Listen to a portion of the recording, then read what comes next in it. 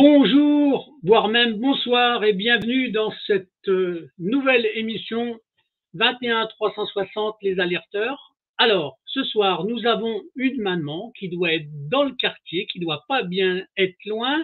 Est-ce que Mélène est dans le quartier? Je suis là. Bonsoir, Mélène. Bonsoir. Bon, Mélène, alors vous êtes une maman, j'ai mis en dessous une petite bannière, j'espère qu'on peut la laisser. Mélène, une maman qui a des choses à dire. Voilà. C'est ça. Donc, Mélène, ce que je vais vous demander, c'est de nous dire simplement dans quelle région vous êtes, d'accord? Et puis après, vous avez la parole de la maman qui a des choses à dire. Allez-y, Mélène, c'est à vous. Alors, je suis dans le 71 depuis 2017 Oui. avec ma fille, voilà, qui a 14 ans aujourd'hui. Et en 2019, j'ai lancé une procédure JAF pour réduire les vacances et que ma fille voit un peu moins son papa, mais c'était à sa demande. À la demande du papa? Non, à la demande de ma fille. À la demande de votre fille. Parce que je voulais la Voilà. préciser. Il ne faut pas qu'il y ait de malentendu. Ok, d'accord. C'est-à-dire, voilà, puisque, bon, il y a eu pas mal de choses donc entre 2018 et aujourd'hui. C'est-à-dire que pendant qu'il y avait le JAF, en parallèle, il y avait le juge pour enfants. Donc, les deux se sont croisés. D'accord. Alors, Mélène, précisez ce que veut dire JAF. Et Alors, le JAF, c'est le juge aux affaires familiales. Voilà. Quand les parents se séparent pour convenir des modalités de garde de l'enfant. Voilà, c'est une précision que je voulais. C'est tout. Allez, vous pouvez continuer. Et en parallèle, donc, il y avait le juge pour enfants. D'accord. Aux affaires familiales a été rendu en ma faveur, donc avec les demandes qui avaient été faites. D'accord. Et 3 mois après, le tribunal de Dijon d'enfants, alors je ne sais pas pourquoi c'est parti sur Dijon. Alors, je vous expliquerai pourquoi. C'est très simple. C'est que Dijon, c'est le chef-lieu de la Bourgogne. D'accord? D'accord. Bon, donc, alors ça, je ne savais pas. C'est le tribunal supérieur de la région Bourgogne. Et en fait, c'est parti suite, parce qu'à ce moment-là, j'ai eu une éducatrice du service départemental, une assistante sociale, pardon, du service départemental, puisqu'au début, j'étais allée voir une assistante sociale pour avoir une aide ménagère, voilà, parce qu'en fait, je suis une maman donc qui a été adoptée, donc je viens de l'ASE, et j'ai un handicap de naissance non visible, voilà, qui se situe au niveau des membres inférieurs. D'accord. Donc, on va dire que j'ai élevé ma fille, les 3/4 du temps, en tout cas, elle était avec moi. Voilà, pas forcément épaulée. Disons, famille très conflictuelle de la part de mes parents, du côté du papa. Donc voilà, c'est malheureusement, j'ai essayé de recentrer un petit peu tout le monde en disant que l'important, c'était l'enfant, quoi, au milieu des conflits d'adultes. Donc, j'essayais de tempérer comme je pouvais. D'accord. Donc, du coup, voilà, c'est parti comme ça, en fait. C'est en allant voir une assistante sociale. Bon. En même temps, j'ai saisi donc le juge aux affaires familiales. Oui. Et en fait, tout est parti très vite. Ça s'est enchaîné. C'est-à-dire, toutes les choses se sont enchaînées. Donc, si je comprends bien, Hélène, vous allez voir le juge des affaires familiales, d'accord, pour trouver une solution à un petit problème, normalement, histoire de régulariser quelques petits détails de la vie, on va dire. C'est un peu ça? Beaucoup plus, en fait. Beaucoup plus. C'est qu'il y avait, je pense, qu'on appelle des violences intrafamiliales. D'accord. Ah bon. Donc, voilà. Et qui n'est pas reconnu à ce jour. D'accord. Donc, il y avait une forme de suspicion, en tout cas une méfiance, et vous avez voulu prendre des précautions, en fait. Qu'au moins, c'était de faire appliquer les jugements qu'il y avait eu précédemment. C'est-à-dire que moi, ce qui m'importait, c'était surtout ma fille. Voilà, les demandes de ma fille. Bon, elle a un papa, mais bon, c'était compliqué. Voilà. Voilà. Je suis parlée du papa quasiment depuis la naissance, donc de ma fille. Aujourd'hui, elle a 14 ans, donc voilà. D'accord, d'accord. Mais là, c'est- c'était la fille c'était votre fille qui vous donnait des informations. C'est bien votre fille qui vous donnait des informations. C'est ça, c'est-à-dire que je suis ce qu'on appelle une maman protectrice. Voilà, c'est ça. Voilà. D'accord. Ok. Alors, j'aime pas trop ce mot, je vous le dis Ouais, non, honnêtement. oui, mais c'est. Je préfère de parler de parents sains. Oui, non, d'accord. Mais bon, Voilà. après, je sais bien que les mots, des fois, quand on Peuvent les porter utilise, à ambiguïté. voilà, ben, c'est surtout qu'après, on a des services sociaux qui abusent des mots qu'on utilise et qui les Pas prennent que, les juges aussi. ouais, les juges, voilà, mais qui prennent ça comme prétexte pour donner des sanctions, d'accord? Mais je sais, hein, je connais leur manipulation, hein. Je connais bien voilà. la manière qu'ils ont d'utiliser, d'accord, les mots Un terme. pour pouvoir les retourner contre vous, d'accord? C'est Hein? ça. En fait, c'est ça. C'est ce qui se passe là, on va dire, du moment où il y a eu ce basculement entre moment, donc, affaire familiale, le premier jugement de cette année, en tout cas. Parallèle, Dijon, qu'on mandaté Macon, enfin, le 71. Ouais. Le 71 pour en redésignant la même juge qui avait statué en ma faveur 2 mois auparavant pour les affaires familiales. Ils l'ont remandaté. Le même juge. D'accord. Oui. Dijon ont mandaté la même juge, mais pour le juge pour enfants. D'accord. Ah oui. C'est-à-dire qu'en 2 mois, en fait, alors, normalement, je dis bien normalement, cette juge aurait dû se destituer en tant que juge pour enfants, puisqu'elle avait déjà statué aux affaires familiales, puisque oui, ça concerne la même affaire. C'est ça qui est étonnant, en fait. Ouais, c'est assez étonnant. Je me demande si c'est légal, d'ailleurs, ça, en fait. Est-ce que c'est vraiment Alors, ça dépend s'ils sont sur les mêmes jurisprudences, parce que de ce que j'ai pu lire ou entendre, c'est qu'un juge peut être sur les deux, c'est-à-dire en tant que juge pour enfants et aux affaires familiales. Ah, d'accord. Donc, j'ai rien dit. Mais après, ça dépend si. Après, je ne sais pas, en fait, ce qui s'est passé. Puisqu'après, à partir du 6 octobre 2020, donc il y a eu une convocation pour le juge pour enfants que je n'ai jamais reçue. Ah ouais? Je ne l'ai jamais reçue. C'est-à-dire que à l'époque, il y avait des avocats, l'avocat de ma fille. C'était silence radio. Mais quand vous ne l'avez jamais reçu, la seule question que moi je me pose, ils avaient quand même votre bonne adresse. Vous aviez déjà échangé avec eux? Oui. Donc ils avaient votre adresse, mais vous ne l'avez jamais reçue. C'est que même si, entre-temps, on va dire, j'ai déménagé, mais j'ai pas déménagé de ville. Hein, j'ai juste déménagé peut-être de 2 rues. Hein. D'accord. Donc, je reste dans le coin, mais c'est-à-dire que il y a un transfert de courrier, donc moi je l'avais pris sur 1 an. Donc, si vous voulez, il n'y avait rien qui justifiait. La Poste avait mis de l'ordre dans la nouvelle adresse, en fait.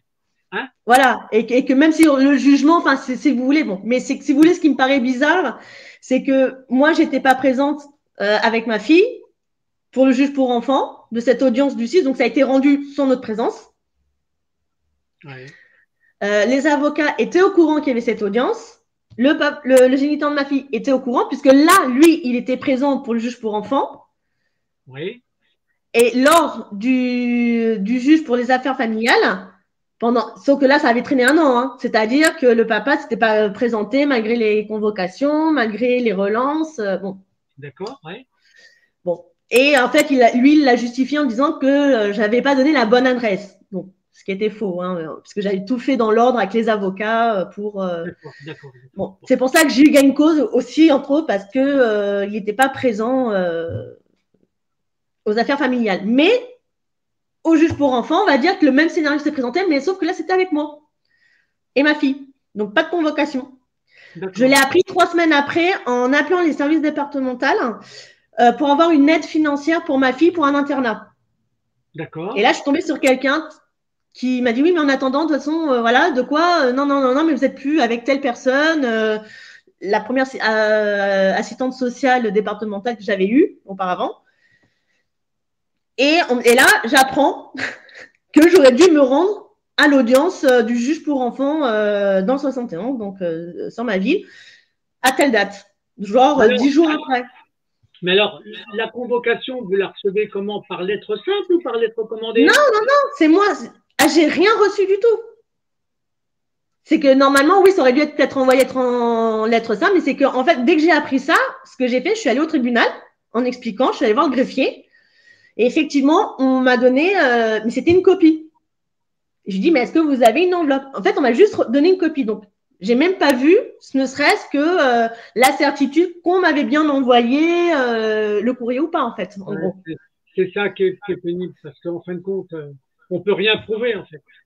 Bah, ce qui est très bizarre, c'est que surtout les avocats, ma fille avait un avocat, donc ils étaient au courant, et mon avocate était au courant. Et on vous a pas prévenu? Non, c'est même moi qui avais envoyé des mails en disant de savoir s'ils avaient eu une réponse quelconque pour le JAF, quoi, en fait. Et j'ai jamais eu de réponse. Et c'est à partir de là, je pense que tout s'est enchaîné. Et là, ça a été très rapide. Ah ouais? Bah, on a demandé expertise psychologique et psychiatrique pour les trois. Donc, pour le père, la mère et l'enfant. Oui. Bon, voilà.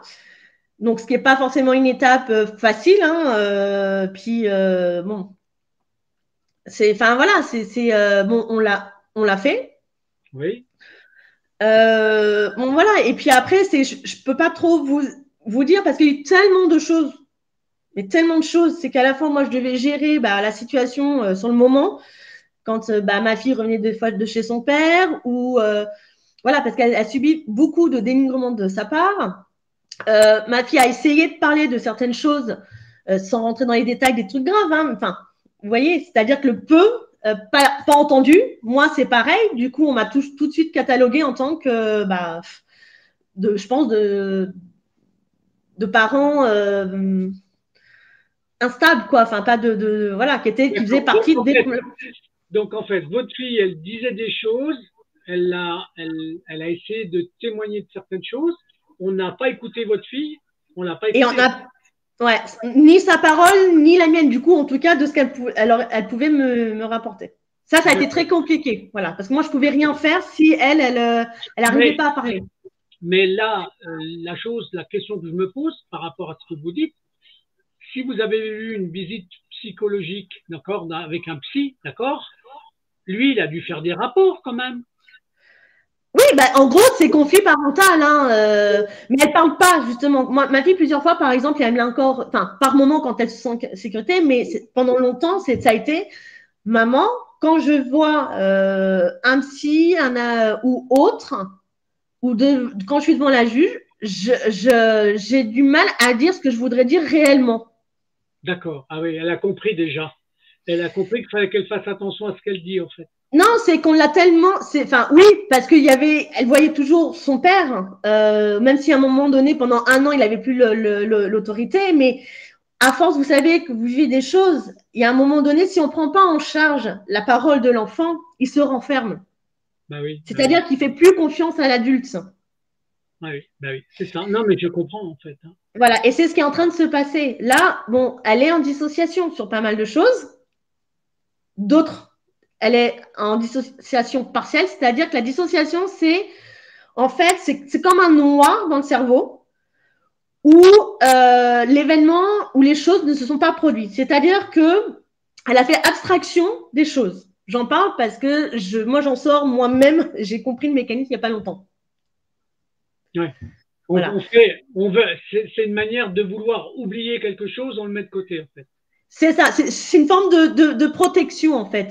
C'est-à-dire que, voilà, c'est très important, puisqu'aujourd'hui, on dit effectivement d'écouter la parole, d'entendre le parent qui reçoit et qui accueille la parole de l'enfant. Mais c'est justement, il est là le problème, c'est que quand il se passe ça, on nous stigmatise d'emblée. Bah oui, c'est que le parent sain est stigmatisé. Donc, il fait partie du conflit. Et en fait, aujourd'hui, dans ce qui ressort, en gros, c'est les problématiques, c'est les deux parents. C'est qu'on me met au même titre que l'autre parent. Oui, mais c'est une manière de pouvoir enlever les enfants, en fait. Hein. C'est technique. Hein. Voilà. Sauf que derrière, moi, derrière, j'ai pas que le géniteur de ma fille, j'ai mes parents adoptifs. Voilà, parce que j'étais adoptée. Ah, vous étiez une maman adoptée, une fille adoptée. C'est pas Voilà. vos Moi, c'est pas vos vrais parents, alors. c'est mes parents adoptifs, mais ça n'a jamais été un souci pour moi parce que adopté, pas adopté, bon, Alors, la question que je pose, qui va être très simple, est-ce qu'avec vos parents qui vous ont adopté, votre vie s'est bien passée? non. Voilà. C'est la question que je pose parce que c'est un préambule à des conséquences qui sont derrière. Mais pas au point de ce que vit ma fille. C'est-à-dire que j'ai eu cette chance d'être dans un milieu qui est pas accessible à tout le monde. Voilà, milieu artistique. Mais j'étais entourée. Voilà. C'est qu'il y avait du monde autour. Ils travaillaient énormément. Moi, c'était le conflit, je pense qu'il était beaucoup avec ma mère, donc ma mère adoptive, donc ma mère. D'accord. Et C'est puis, attaché à quoi, Hélène? C'est quoi c'est attaché à quoi le type de conflit, par exemple? Vous avez une petite idée ou pas ou là, je pense de la jalousie. Ah, d'accord, ouais, ça peut. Manque de confiance, je sais pas. Enfin, en tout cas, ce qui est sûr aujourd'hui, ce que je remarque, en tout cas, là, à l'heure où je vous parle, c'est que j'ai réussi là où eux, ils ont pas forcément réussi. Ah oui, là, il peut y avoir une forme de jalousie, en effet. Voilà. Et Et c'était sur la partie artistique, non? non, non, non, sur en tant que parent. Ah, pas en tant que parent. D'accord, d'accord. Artistique, peut-être, je sais pas, mais C'est une question, hein, je pose une question. voilà.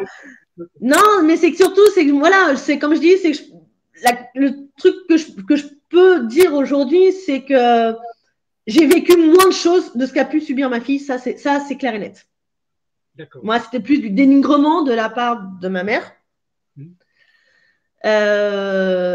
Ma fille, il y a le père, bon, voilà, j'ai subi des violences, elle a subi des violences intrafamiliales. Donc là, il y avait vraiment un problème avec le père géniteur, hein, on est d'accord.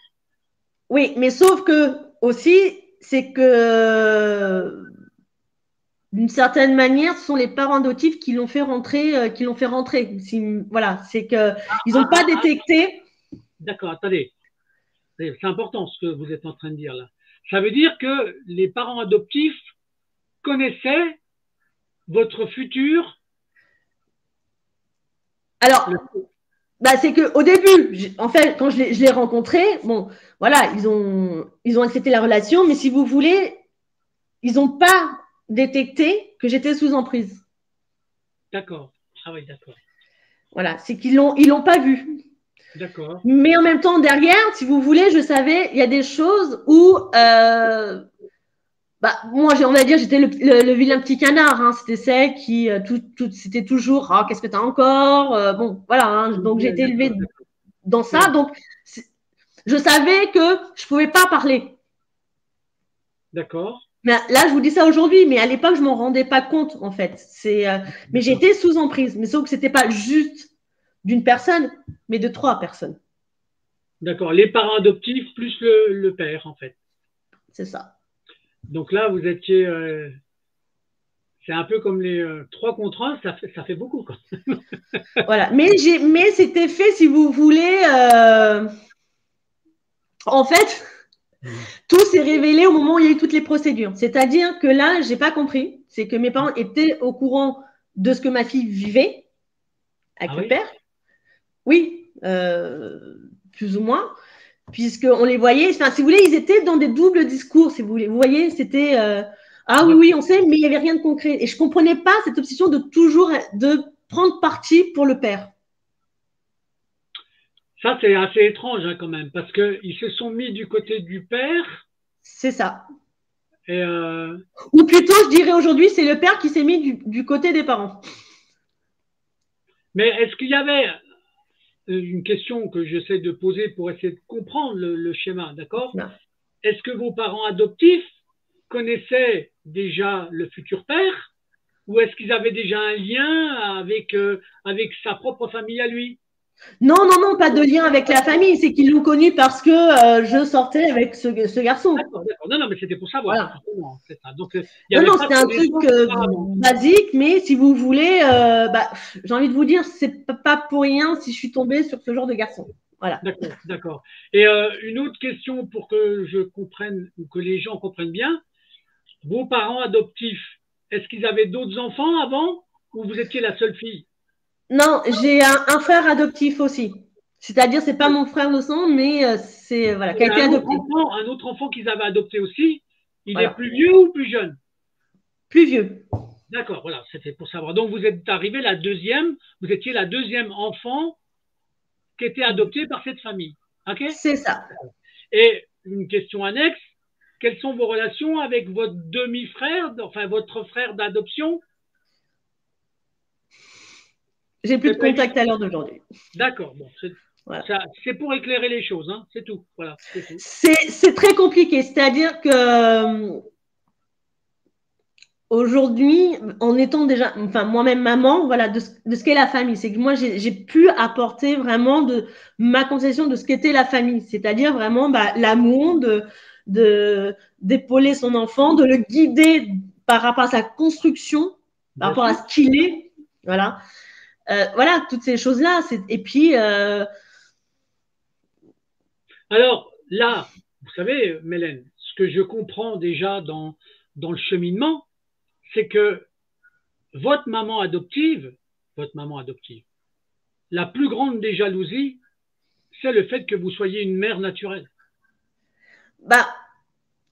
Je pense que ça l'a gêné, mais ça remonte bien avant. Hein. Ça, je pense que, de toute façon, en tout cas, c'est que à l'âge où à ma fille, c'est que quand moi j'étais plus jeune, il y avait une distance. Hein, c'est que je lui répondais. C'est que si vous voulez, j'étais pas dans. Vous aviez votre caractère, c'est ça que vous voulez dire. Voilà, c'est que je répondais. Voilà, vous aviez votre caractère. Je répondais. Mais qui n'est pas forcément le cas de ma fille. C'est-à-dire qu'effectivement, comme elle me dit, mais maman, tu sais bien, maman, je ne sais pas dire non. D'accord. Ah oui, voilà. C'est-à-dire qu'elle a du mal, mais en même temps, c'est normal, puisque la pauvre, elle n'a pas été aidée. Hein. Je vous le dis honnêtement. Hein. Mais aujourd'hui, sa perception, bon, donc aujourd'hui, elle est placée chez eux depuis l'année dernière. Donc, suite décision. Chez les parents adoptifs? Ouais. D'accord. A été placée, a été demandée. Donc, elle est chez les parents adoptifs sous la gouvernance de votre ex?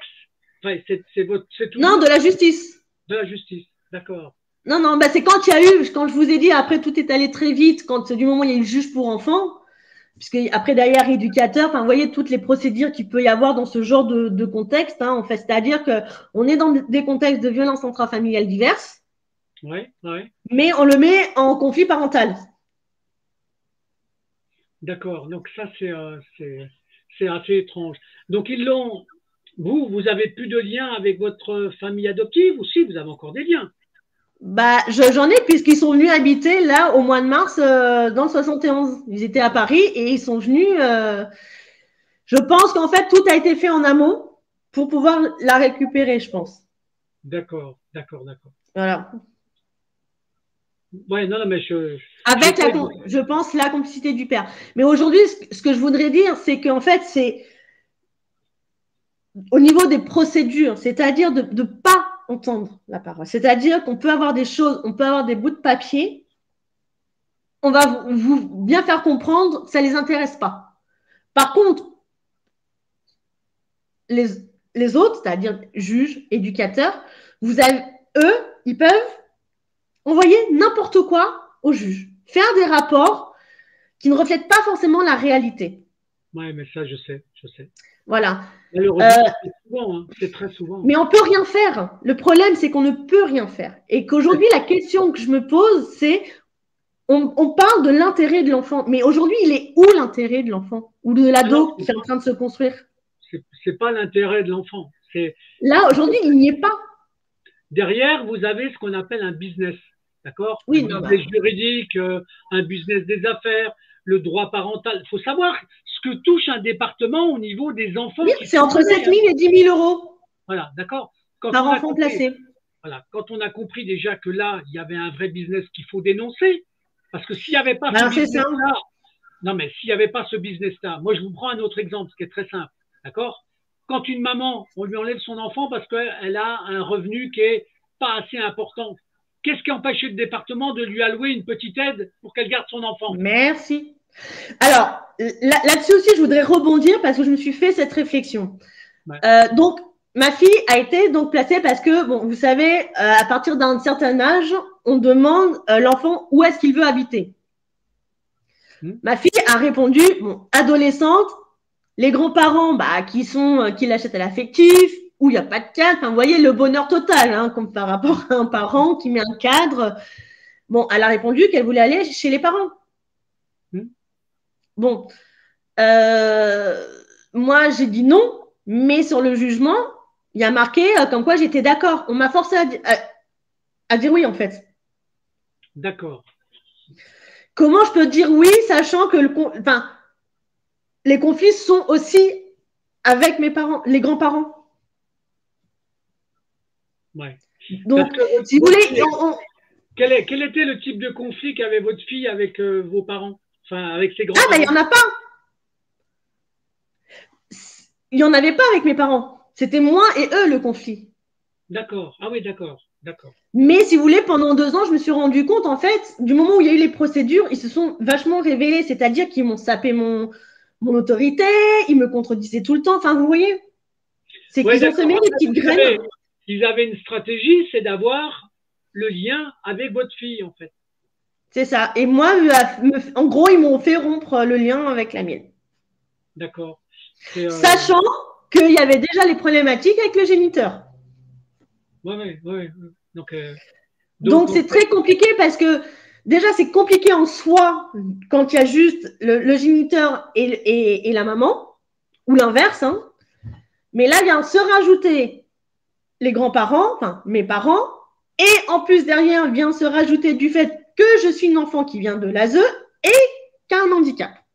D'accord. Donc en fait, le cumul, j'essaye de me mettre à la place du juge ou des gens qui décident, et ils comparent une chose qui est très simple, ils comparent que la solution la plus simple, c'est de confier votre fille aux parents adoptifs.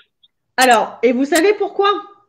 Parce qu'ils prennent en compte, votre handicap, sûrement. Non, c'est qu'il y a une loi qui est passée en février 2022, justement, sur les placements par rapport au foyer. Ouais. Puisqu'on sait qu'il y a eu des dysfonctionnements, que ça a été médiatisé. Donc, je ne sais pas si c'est suite à ça, hein, mais en tout cas, en février 2022, et ça, je voudrais alerter sur ça, parce que je pense qu'il va y avoir une dérive. Hein. Une loi est passée pour préconiser, au lieu de placer un enfant directement au foyer, de les placer au sein de la famille en priorité. Oui. Parce qu'ils estiment que ça sera peut-être moins contraint pour eux, que ça évite peut-être le fait de garder le lien avec la famille. Je vous dis tout de suite, en tout cas, je pense que dans les décisions, dans cette décision-là, c'est peut-être une décision à moindre risque quand même, qu'on le veuille ou non. Alors après, ça va dépendre des cas, mais si je prends un exemple très simple, hein, donc quand vous avez dans la famille, c'est pas forcément que les parents, ça peut être un oncle, une tante, ça peut être un proche de la famille. Oui, mais parce que là, on a demandé à ma fille chez qui elle voulait aller. Ouais. Mais je vous le dis, c'est que moi, je vous le dis honnêtement, attendez-vous, il va y avoir une dérive avec cette loi. C'est-à-dire que si on n'est pas regardant, l'enfant peut être placé chez des gens qui sont tout aussi problématiques qu'un des parents. Je vous le dis puisque je le vis aujourd'hui. Sauf que cette loi, elle est très récente. D'accord. Non, mais ça, je veux bien le comprendre. J'essaye de voir après dans les projections toutes les conséquences que ça peut avoir. Eh ben, les conséquences aujourd'hui, alors j'ai rassemblé pas mal d'éléments. Il faut savoir qu'en fait, mes parents,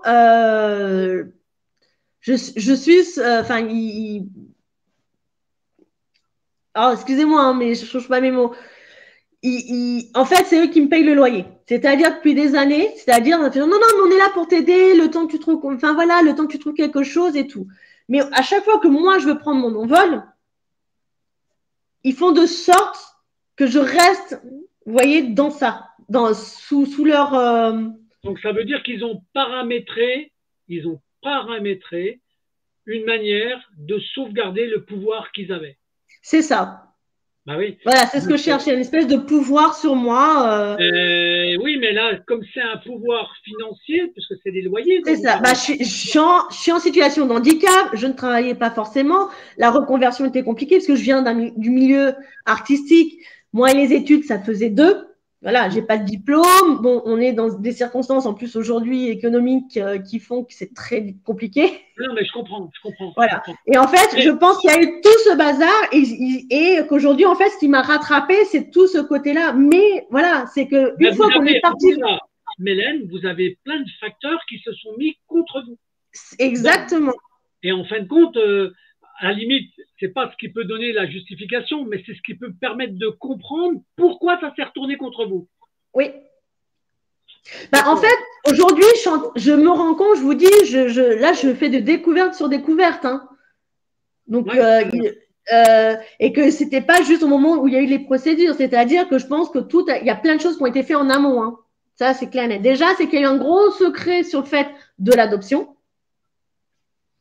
Soi-disant, j'étais née sous X. Je ne suis pas née sous X. Ah bon? C'est-à-dire? Eh ben, c'est-à-dire née sous X, et ça veut dire qu'on n'a aucune information de comment on est né. Enfin, voilà. On n'a aucune information. Ça veut dire que vous avez fait une enquête et vous pouvez savoir qui est votre mère génitrice ou votre père géniteur? Je suis allée chercher mon dossier à la maison de l'adoption en 2016 parce que j'avais besoin de savoir en étant maman, voilà, en général, bon, sur mon passé. Et quand je suis revenue de la maison de l'adoption, donc, alors en fait, ce qui était drôle quand j'étais petite, en fait, sur mon carnet de santé, il y avait du Tipex. Voilà. Et en fait, en regardant à travers le carnet de santé, j'ai vu qu'en fait, je ne m'appelais pas Mélène. Voilà. On a donc changé votre prénom et votre nom? C'est ça. Normalement, c'était secret. C'est-à-dire, mon lieu de naissance était secret, mon nom, mon prénom de base était secret. Normalement, j'aurais pas dû avoir ces infos. Oui, mais alors pourquoi on vous a caché ça? C'était quoi le but? Je ne sais pas. Je ne sais pas. C'est bien là le problème. C'est que il y a tout un mystère sur mon adoption. J'ai une petite idée. Voilà, moi j'ai récupéré, par exemple, pour vous donner une idée, j'ai récupéré mon dossier médical. Parce que, en fait, quand je suis née, j'étais entre la vie et la mort. Voilà. Ouais. J'ai détresse respiratoire. Enfin, voilà, les 3 premiers mois de ma vie ont donné peu cher de mon existence. D'accord. Et en fait, on m'a élevé en disant que j'avais juste une malformation à la jambe droite, c'est-à-dire une prothèse à la jambe. Enfin, une jambe en moins, quoi. D'accord. On m'a élevé comme ça, en me disant né sous X et j'ai juste voilà, une jambe en moins. Et en fait, c'est pas vraiment ça. J'ai appris que ma mère biologique avait 32 ans, que j'avais des frères et sœurs. D'accord. Ah oui. Oui, et mon dossier médical, je me dis, la question que je me pose aussi, je pense qu'il y a eu une dérive à ma naissance. Hein. Voilà, je pense qu'on m'a enlevé à ma mère. Enfin, c'est-à-dire qu'on a dû la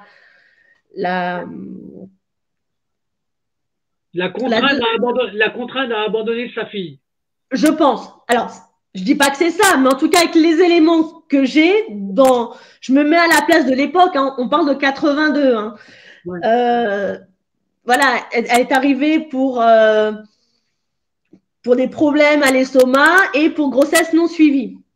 D'accord. Bon, et je me demande si elle n'a pas fait un déni de grossesse. Et quand je suis arrivée, vous imaginez, à l'époque, 82, il y a un bébé qui est en détresse avec une jambe moins. Enfin, vous voyez, avec, voilà, avec quelque chose d'assez grave.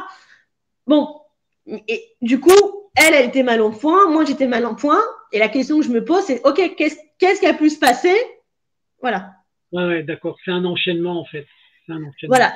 Donc, c'est que des suppositions, mais bon, qui est pas. Et je pense que là, en fait, c'est ça aussi, ce passé-là qui est en train de me rattraper. Ouais, d'accord. Aujourd'hui. Ouais, non, mais je vois, je Voilà, vois bien le schéma, comment il se met en place, en fait. c'est ça. Donc, et puis, bon, voilà, c'est plus, on va dire, plus je chantais du déni, plus je posais des questions ou autres. Bon, mes parents biologiques étaient un peu nerveux, enfin, surtout ma mère. Donc, pourquoi être sur les défensives tout le temps? Voilà. On me disait très peu de choses. Ouais, ouais, non, mais en fait, quand, quand on a des choses qui sont cachées, ça entraîne toujours des conséquences, en fait. Bah, sauf qu'à un moment donné, si on a les choses, qu'on le dise, parce qu'effectivement, et je vais rebondir aussi là-dessus, dites les choses. C'est-à-dire que quand il y a un secret de famille et qu'à un moment donné, la personne a des éléments, il faut le sortir. Il faut dire les choses. Bah, bien sûr, non, mais Il faut les dire. Voilà. Euh, voilà, c'est très compliqué. Et puis en plus, bon, on est dans une époque où aujourd'hui, on sait qu'il y a des défaillances au niveau de la justice. ouais, bien Ils ne sont sûr, pas non, très mais regardants. Donc, si vous voulez, voilà, ça fait beaucoup, beaucoup de choses là. Pour une seule personne, non, ça non, fait mais beaucoup. bien sûr, non, non, mais Voilà. Et que les personnes qui viennent de l'ASE et qui ont un handicap sont encore moins entendues en tant que ah, oui, victimes. ah, mais bien sûr, c'est-à-dire que vous subissez 2 fois plus que les autres, en fait. C'est ça. Mais je ne suis pas la seule hein, dans ce cas. Hein. Justement, voilà, il y a eu le MeToo ASE qui a été créé, voilà, qui, pour se faire entendre, voilà, par Nedjé, euh, qui, voilà, c'est un combat. Voilà. Non, Donc, mais bien sûr. on Bon, essaye de, voilà, elle fait un boulot formidable, comme elle peut, mais en disant, voilà, bah, dans l'eau, il y a nous aussi, il y a le MeToo ASE, donc aidez-nous un petit peu ouais, dans bien ce sûr. combat qui est au final le même. Et ce que je voudrais dire, c'est qu'en fait, quand on parle de violence, que ce soit violence intrafamiliale, l'inceste, les viols, toutes les formes de violence, aujourd'hui, en fait, malheureusement, on a tous un point commun. C'est qu'on n'est pas entendu. C'est-à-dire qu'à un moment donné, on dit, il faut parler, il faut dénoncer, mais dès qu'on le fait, il y a un moment donné, ben, ça s'arrête. C'est-à-dire que c'est en suspens au niveau de la justice. Ouais, ouais, ouais. On peut parler de l'affaire PPDA. Aujourd'hui, voilà, c'est en suspens pour l'instant. On ne sait Non, non, pas. mais bien sûr, non, mais je sais. Vous savez, en plus, quand ça touche vraiment, on va dire, l'environnement suspicieux du monde de l'enfant, notamment si on touche le monde de la pédophilie, c'est pire que tout, là, en fait. Hein. D'accord? Bah, en fait, c'est pareil. Enfin, j'ai l'impression qu'en fait, on en est tous au même. Enfin, non, peut-être pas parce que. Enfin, en fait, je ne sais pas. Mais en tout cas, quand il y a les enfants et qu'en plus derrière vous avez ce passé avec l'ASE, moi il y a des choses, je me dis, c'est ce truc-là qui est en train de me rattraper. En fait, c'est qu'est-ce qu'ils ont, en fait, qu'on ne veut pas me dire. Ouais, c'est ça. C'est juste ce sentiment qu'ils sont au courant, que la justice est au courant de quelque chose, que l'éducatrice est au courant de quelque chose, mais on ne me le dit pas. Au même titre, ce quelque chose de quand j'étais petite, par mes parents, voilà, c'est quoi. Mais en tout En cas, tout ce qui est cas, sûr, c'est il y a trop de choses qui ont été cachées, Mélène. Trop de choses. qui ont été cachées et qui aujourd'hui, si vous voulez, enfin, ma fille, enfin, j'ai pas à payer et ma fille n'a pas à payer de mon passé, déjà premièrement, parce que ça, c'est une chose. Mais, et le fait qu'on vive ce qu'on est en train de vivre, en fait, au final, là, aujourd'hui, qui est parti à la base par rapport au géniteur de ma fille, enfin, c'est que tout est mélangé. Mais les personnes communes, ce sont mes parents adoptifs. Ouais, bah oui. Donc, qu'est-ce qu'il y a derrière? Voilà, moi, c'est ça. Mais aujourd'hui, je voudrais parler des conséquences de tout ça. C'est-à-dire que quand on rentre dans ça, qu'on est avec la justice, que, comme vous dites, dès qu'on parle de violence intrafamiliale, dès qu'il s'agit des enfants, alors en plus, quand on a un handicap et qu'on vient de l'ASE, c'est tout ce que ça engendre physiquement au quotidien. Bah oui. Bah oui. C'est comme on dit, c'est ceux qui dénoncent aujourd'hui, on n'y gagne rien. Mais non, mais bien sûr, je On vois n'a bien. rien à y gagner, on perd tout justement. Mais derrière, c'est comme on disait, c'est pareil. Enfin, financièrement, voilà, ça devient très dur. Je vous le dis honnêtement, moi aujourd'hui, je ne sais pas comment je vais faire. Plus Ouais, ça va aller, là, ça devient très très dur. Ah oui, en plus, c'est un paramètre qui vous empêche d'avancer dans le bon chemin, en fait. Bah oui, parce que j'ai pas pu faire d'études correctement, parce que voilà, on m'a pas donné les moyens. On me le reproche hein, d'ailleurs. Hein. Bah, c'est parce que c'est de ma faute en fait. Hein. C'est moi, j'étais nulle. Voilà, j'ai pas bossé. Bah, je vois la différence avec ma fille. Hein. Voilà, ma fille, elle n'a pas eu de problème là jusqu'à l'année dernière. Et je pense qu'avec tout ce qu'il y a, bon, elle décroche. Après, c'est pas grave. C'est pas grave. Si dans le général, elle n'y arrive pas, eh ben, qu'elle fasse quelque chose qui lui plaise, mais qui lui donne un équivalent. C'est le plus important. Elle a quel âge, votre fille, là, maintenant là Elle a plus de 14 ans. D'accord. Voilà. C'est pas le problème, mais voilà, c'est-à-dire, moi, je vous dis, je suis en train de découvrir des choses qui font, je dis, ah, bah, effectivement, je comprends pourquoi j'ai du mal à trouver un emploi, pourquoi j'ai du mal à me réinsérer. Non, mais je me doute, hein, je me doute. Parce qu'on demande des diplômes, des choses que j'ai pas. Moi, les études, ça faisait deux. Bon, bah, aujourd'hui, ça me porte préjudice. En plus du fait que j'ai une RQTH, voilà, reconnaissance de qualité travailleur handicapé, qu'on ne prend pas en considération. On ne la prend pas en considération pourquoi pour vous trouver un emploi ou pour tout le reste Bah, pour l'emploi, déjà. ouais. Parce que c'est surtout pour ça, parce que je suis assez autonome, hein, je veux dire, malgré que j'ai enfin voilà, toutes mes problématiques, je m'estime quand même chanceuse par rapport à d'autres qui n'ont pas cette chance-là, où je suis quand même très autonome. Ouais, d'accord. Voilà. Pour l'instant, je tiens sur mes jambes. C'est pour ça, tant que je tiens sur mes jambes, bon, bah, j'avance. Hein, et puis, bon, bah, le jour où il faudra que je sois en fauteuil, je serai en fauteuil. Hein. Bon. D'accord. Mais vous avez essayé de voir pour ce qu'on appelle du travail à domicile ou un genre de truc comme ça? Oui, mais c'est très compliqué. Vous savez, aujourd'hui, à l'heure du numérique, on demande beaucoup de choses qu'on ne demandait pas avant. Donc, si on n'a pas un site, si on n'a pas ceci, et il faut que je refasse tout, vous voyez. C'est-à-dire que, et à la fois, je suis dans ce cheminement où il y a les procédures, où il y a ce placement, on ne sait pas jusqu'où ça va aller. Vous voyez. Et en même temps, comme je disais, je parlais de ce que ça engendre physiquement. C'est-à-dire qu'on a beau faire un travail sur soi, devoir un psy, faire de la méditation, faire pas mal de choses, mais il y a ce truc-là qui reste. C'est que je pense que tant qu'on ne sera pas entendu, tant qu'il n'y aura pas ce relâchement où on peut se sentir en sécurité, il y aura un impact physique. Bah oui, bah oui. Et là, voilà. Pour que j'ai une image, vous voyez quand même de temps en temps votre fille, quand même. Oui, je l'ai au téléphone et puis si on veut se voir, on se voit. Bon, normalement, était prévu que ça doit passer par, je crois, l'éducatrice et tout. Mais en fait, on se demande, enfin, j'appelle, puis on se voit, voilà. Si elle a envie de me voir, voilà, ma porte, elle est ouverte et puis. Non, il y a pour l'instant, voilà, il n'y a pas de conflit de ce côté-là déjà. Donc, non, non, non. D'accord. Bah, et vous habitez loin de chez vos anciens parents? Non, ils sont mis à côté. Ils ont une maison à aller à moins d'1 minute à pied. Ah oui, d'accord. Ah oui, d'accord. Donc, l'équivalent d'un pâté de maison, quoi. Oui, il y a une proximité quand même, en fait.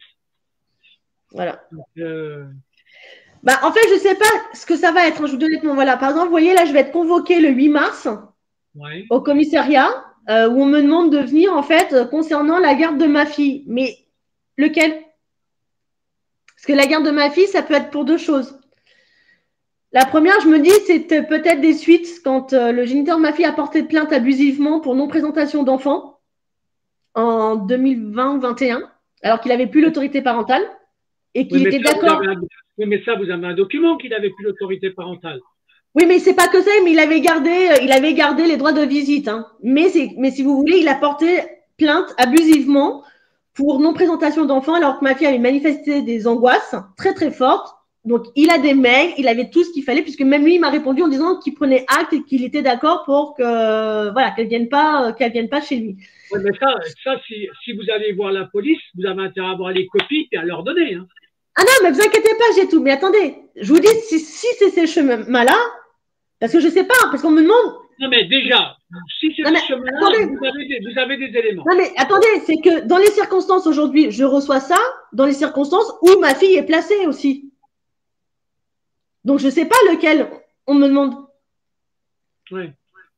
Parce que ça, il n'y a rien. Donc, le 8, eh ben, c'est soit effectivement, ça concerne peut-être la plainte qui avait été déposée, parce que je pars toujours positif, mais j'ai un ressenti, mon ressenti me dit, à mon avis, c'est loin d'être terminé avec tout ce qui est les placements, enfin, vous voyez, de ce qui se passe là à l'heure actuelle. D'accord.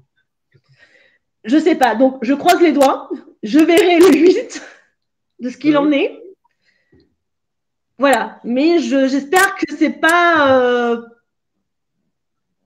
la continuité, c'est-à-dire de placement ou de m'enlever l'autorité. En fait, c'est bête, hein, vous voyez, c'est que j'ai vraiment peur de ça aujourd'hui parce que c'est possible. Qu'on vous enlève votre autorité, c'est ça? Ouais. Bah, qu'il y ait qu'une continuité du fait qu'il y a eu là déjà le placement, donc qui est abusif. Vous voyez? Et que tout est fait, en tout cas aujourd'hui, plusieurs fois, on me dit oui, mais si avec vos parents ça va pas bien, c'est le foyer. Ouais, mais c'est pas mieux, hein, ça. Non, c'est pas mieux, non. Oui, mais c'est que si vous voulez, aujourd'hui, oui, je suis dans une position où je vis au jour le jour, en fait. Ouais, non, mais je comprends. Je vis au jour le jour et oui, ça devient compliqué parce que je vous dis, je ne sais pas quel est mon avenir. Là, aujourd'hui, je ne sais pas. Bon, ben, il faudra me tenir au courant, en fait. Hein. Donc, voilà. On sera obligé de se redonner un rendez-vous pour savoir comment évoluent les choses, en fait. Bah, c'est ça, et que je voulais alerter parce que de toute façon, en fait, on ne peut pas aller contre la justice. On ne peut pas aller quand il y a des placements ou autre, quand on est avec les structures, si vous voulez. Il faut être, comment dire, très patient. Ouais. Il faut avoir un recul extrêmement. Et je le dis parce que si on. Voilà. Il y a des personnes qui écoutent et qui entendent l'interview. Si on arrive en étant avec de la colère, ce qui est légitime, hein, ce qui est légitime, on n'est pas entendu. Malheureusement, il faut avoir un recul, mais vraiment, il faut être zen. Ouais, bah oui, bah oui. Non, mais c'est très compliqué, hein, mais c'est on va dire presque une obligation, j'ai envie de vous dire. Ouais, oui. Non, mais j'en conviens. Voilà. J'en conviens. Bon. On a fait le tour du chapitre, en fait, Mélène. Oui, bah, de toute façon, je pense que vous avez. Voilà, c'est qu'après, voilà, sur tout ce qui se passe sur tout ce qui est. Enfin, les violences intrafamiliales, la justice, on sait, on en parle beaucoup, donc je pense que je n'ai pas besoin de réexpliquer le fonctionnement. Bien sûr. Donc là, mais voilà, mais c'est tout ce qui engendre le quotidien, c'est-à-dire qu'en fait, on est obligé de s'adapter constamment, en fait, dans ce genre de situation. Bah oui, voilà, pour pouvoir tenir debout. Donc, il faut espérer simplement que votre propre situation personnelle s'arrange au niveau travail et ainsi de suite. Ça pourrait déjà aider. Aujourd'hui, c'est très compliqué. On est dans une situation économique qui est bancale. J'ai une RQTH, c'est-à-dire j'ai un handicap. Ouais. C'est très compliqué la réinsertion. Je n'ai pas de diplôme. Aujourd'hui, on vit dans un monde où on demande un diplôme. C'est que si j'ai pas minimum CAP, bon là je fais une formation CAP petite enfance, que je fais tant bien que mal comme je peux. Mais vous voyez, pour avoir ce fameux diplôme, pour pouvoir avoir accès, enfin vous voyez, parce qu'aujourd'hui on demande ces bouts de papier. Sinon, c'est plus comme avant, c'est plus comme il y a 20 ans. Hein. Quand on disait une formation où on avait telle capacité pour telle chose, les gens n'ont plus le temps. Hein. Ils se réfèrent juste sur le fait diplôme, pas diplôme, en fait. Ouais, d'accord. Et aujourd'hui, c'est très important, voilà, d'avoir un diplôme. Bon, bah, en tout cas, je pense que ce message que vous passez, il a de l'importance. Ça permettra à des gens d'avoir du recul sur certaines choses, sur ce que vous vivez, d'accord? Le faire savoir. Donc, il y a aucune agressivité dans vos propos. Vous exposez un cas de figure spécifique, d'accord? Oui. De ce que vous enchaînez comme malheur, hein, l'enchaînement de vos galères, c'est un peu ça. C'est ça, c'est que tout s'est écroulé, en fait, tout s'est écroulé au moment du confinement, en gros. Hein. Ouais, donc, tout s'est enchaîné à ce moment-là, quoi. Ouais. Bon, Mélène, si on avait un petit mot de la fin à dire, si vous aviez une forme de philosophie de la fin avant que j'envoie le générique de fin, vous diriez quoi, exactement? C'est que tout est possible. C'est que malgré les situations qu'on vit, qu'elles soient difficiles, la vie vaut le coup. Bon, ben ça c'est déjà un bon message, déjà ça. Voilà. Voilà. Ça a le mérite de laisser le moral quand même prendre le dessus, le bon moral en fait. C'est ça. Donc on est appelé à se revoir dans un futur proche pour savoir comment évolue votre chose. Eh ben, je vous tiendrai au courant parce qu'effectivement, moi, ça va être le 8 mars, je pense, cette convocation qui va être très déterminante, je pense. Ben, Voilà. vous me tiendrez au courant et puis si on doit refaire un autre épisode, ben, on le refera plus tard et puis c'est tout. D'accord? Ça marche. Vous êtes En tout d'accord, cas, Mélène? merci beaucoup de l'invitation. Ok, ben, en tout cas, moi je vous remercie d'être venu témoigner. C'est une chose qu'il faut faire savoir. Voilà. Oui. Ok? Ce sera le mot de la fin, ma chère Mélène. Ok? Ok. Bonne soirée. Je m'autorise à vous faire un petit bisou quand même. D'accord? Ah. Ok? À bientôt, Mélène. À Merci. bientôt.